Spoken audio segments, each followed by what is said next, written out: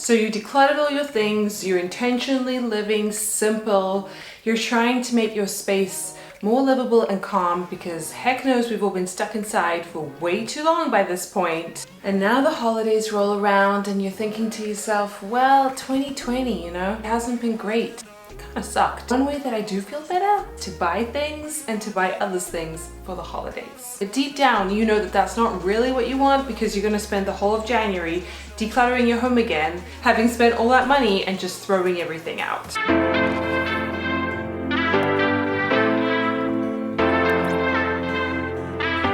Hello, if you're new here, that was really enthusiastic. Hi, my name is Julie. I'm an occupational therapist. I also make videos all about organization, minimalism, and simple living here on this channel. So if that is something that interests you, make sure that you hit that subscribe button, click your little notification bell, give this video a big thumbs up. And with all that said, let's talk about gifting and holiday time as someone who wants to be more minimalist, who wants to live more intentionally, and how to navigate this time of year. Alright guys, so I have a list of things, of approaches that I have taken towards the holiday time, especially this year. I want to be super intentional about it. If ever there was a time to really evaluate what is important to you, it is now. So let's jump into the list. The first thing is we have all been sold this consumerist dream. The reason for that is it makes big companies lots of money, and it's really not about the quantity of gifts that you receive. It is about the quality and how they align to the person that receives them. So yes, we get that rush of adrenaline when we see tons of things under the Christmas tree, but really, if you just end up like playing with those things for one day or not using them at all, I clearly have children, then it's not even worth it. And I see in my own kids, they are obviously super excited if we get a package or they get a gift, or if they get like a little trinket from a birthday party or something, and they play with it for like maybe a day and then they forget about it. And I could probably throw it out and they wouldn't even notice. So I see it happening with kids all the time, and I promise you, if you are purchasing gifts that are like junky or just like gonna break or bad quality, eventually your kids are gonna run out of interest for them, and they're just not worth it. They're not worth the energy, the money, the stress of trying to maintain them.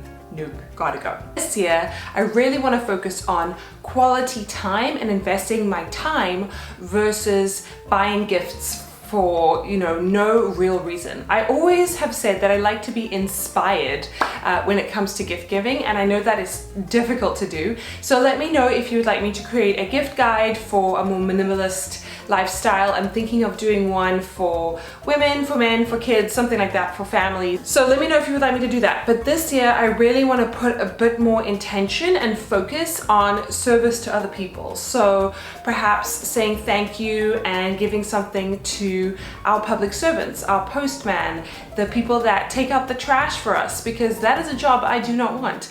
The people that work in our building, because we live in New York City in an apartment building, and there is staff, there are people that make this stuff happen that I cannot do on my own. I really want to be paying more attention to that. I want to be paying more attention to quality time, crafts with my kids, experiences. I want them to look back and say, hey, remember that time when we did blah, blah, blah, blah, blah. It's much more likely they're going to do that than say, hey, remember when you bought me that thing of the thing that was popular with the blah, blah, has some obscure name and now it's not trending anymore or whatever. We're cutting that out of our lives. And you may think that I am actually like the Grinch, right? I'm the Scrooge, because I'm saying don't give your children presents. They have too much stuff already. And yes, I'm sort of saying that, but I have learned from experience. If you overwhelm children with lots of gifts, it's too much. Rather, if you do want to give them a lot of things, stagger the gifts, give them 1 or 2 things a day depending on the age, but don't bombard them with 25 presents at once just to elongate the present opening process, which I know is super fun. Hey, I'm a human like everybody else. I love that part of Christmas. You've waited all year long to open presents under the Christmas tree, but think of other ways that you can really bond during that Christmas morning time. If Christmas is something you celebrate, whatever time you're spending with your family, perhaps it's like a really nice long breakfast, perhaps you can do some games, perhaps you can take the dog for a nice walk outside. You know, usually like Christmas Day is a quiet day for people, a slow day for people, especially those without kids, so it's a good time to get outside if it's a nice morning. There's really a lot of ways that you can get creative to celebrate the day besides having such a focus on gifts. Because I think we set our kids up for failure, because then you grow into being an adult and that is kind of the expectation. And we all know that like as you grow up, Christmas is not as fun if there are no children involved. You know, they love the magic, the belief, the whole thing, the gifts, whatever.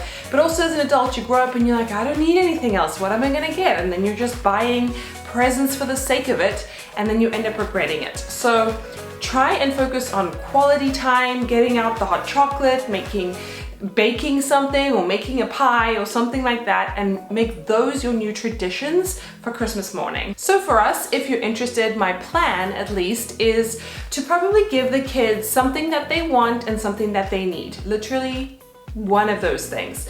We also are fortunate that they are quite close in age. They're 2.5 years apart and they share a lot of toys. They play a lot together. So you know, really they're getting double the amount. But the thing is, they'll get presents from grandparents and from family, maybe from a few friends. And so when you add all of those up, it's plenty. And as I said before, if you're giving them lots of gifts, that's the expectation, and every year you have to top that. And it's really not about that. The holiday is really about spending time together, celebrating.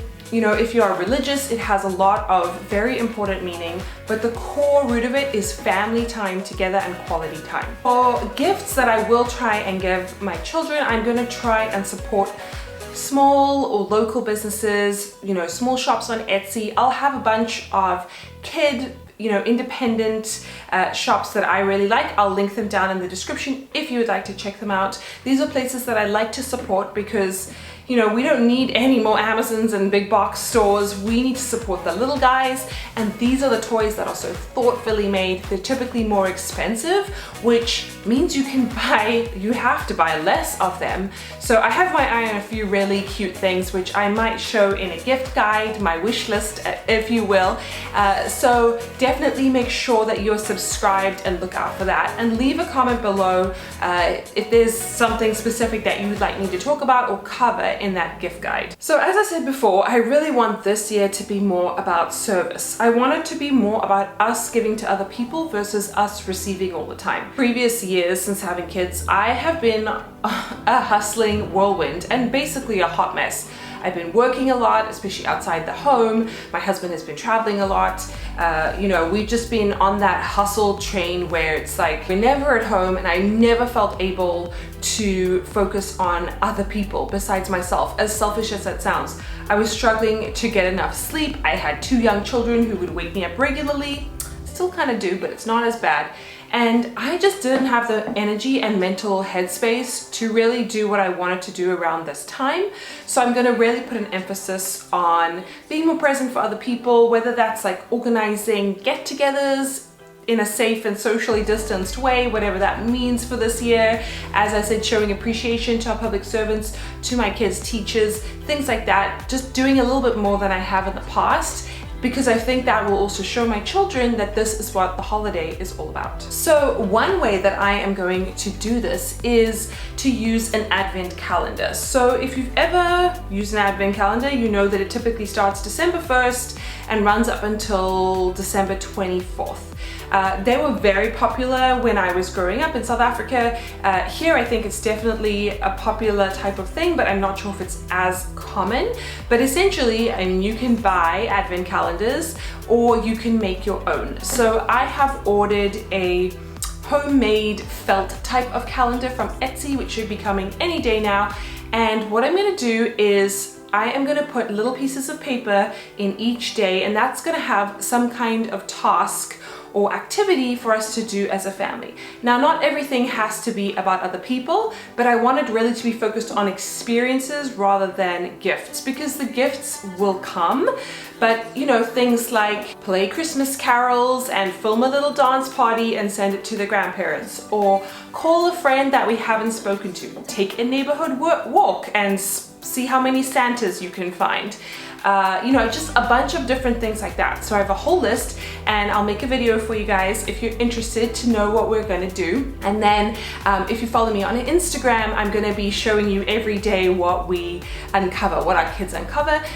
So I think that'll be really fun for them, and I hope that it is a tradition that I can keep up. I could probably even just keep the pieces of paper and recycle them or update them as they grow older and are able to do more advanced things. But I thought that would be a nice creative way to be very intentional about this holiday season and to teach them the values that I want them to grow up with. So part of the reason that I've been able to even think about this, to even be contemplating Christmas at the beginning of November, is because I have really taken a step back and evaluated what is important in my life. I'm trying to live a more simple, slower life with kids in New York City, working, all that kind of stuff. We are doing it because I'm making it a priority, which is something that I teach in my program, which is called The Organized Mom, which is going to be relaunching for one more time in 2020. So if you're watching this video before November 9th, it will be launching and the cart will be opening right around that time. Make sure you follow me on Instagram because I have a lot of updates in there, but I also have a lot of resources in the description box. So if you're interested in joining me for this course, it is a 5-week program with modules and lots of information, but also it is a group coaching program. And really, the transformations that I have seen when I have run this program are absolutely incredible.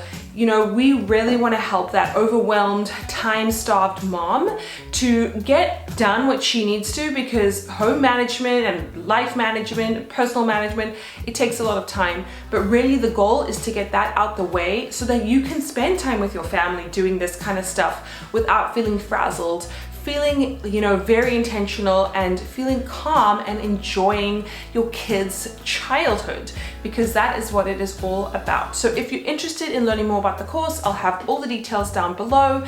I also have a free Facebook group that you can come and join and say hi, and then obviously follow me on Instagram for daily updates. I post a lot of things like decluttering challenges and, you know, thought-provoking posts, or at least I hope so. So I hope you will come and follow me there. Make sure you subscribe to this channel because I'll be putting out a lot of holiday related content to help you feel inspired towards a more simple and minimalist holiday season, so you can feel really, really good about the choices that you make. I often think of it like this. If you are someone who prioritizes eating healthily, exercising, working out, think of it like this. You spend a lot of time and energy planning meals and being really intentional about what you eat, but then when you go out to a restaurant, you go absolutely crazy. You overorder, you overeat, you overindulge. And that's kind of like what the holidays are when it comes to gifting.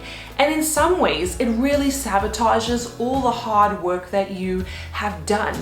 And I aim to try and be consistent. You know, you're not depriving yourself in this diet analogy. You're not depriving yourself of things when it comes to being a minimalist, or at least the way that I see it. It's really about being intentional about your choices. It's about taking back control so that things, consumerism, materialism, Amazon, all these things, hey, I love all these things, but so that they are not controlling you, you are using them as a tool. Just like when you go to that restaurant, you really savor and enjoy the good meal. You don't overindulge. You really choose mindfully what you're eating, but you still enjoy yourself. That's what this lifestyle is all about. So if that is something exciting to you or that interests you, make sure that you stick around, and I can't wait to see you guys in my next video.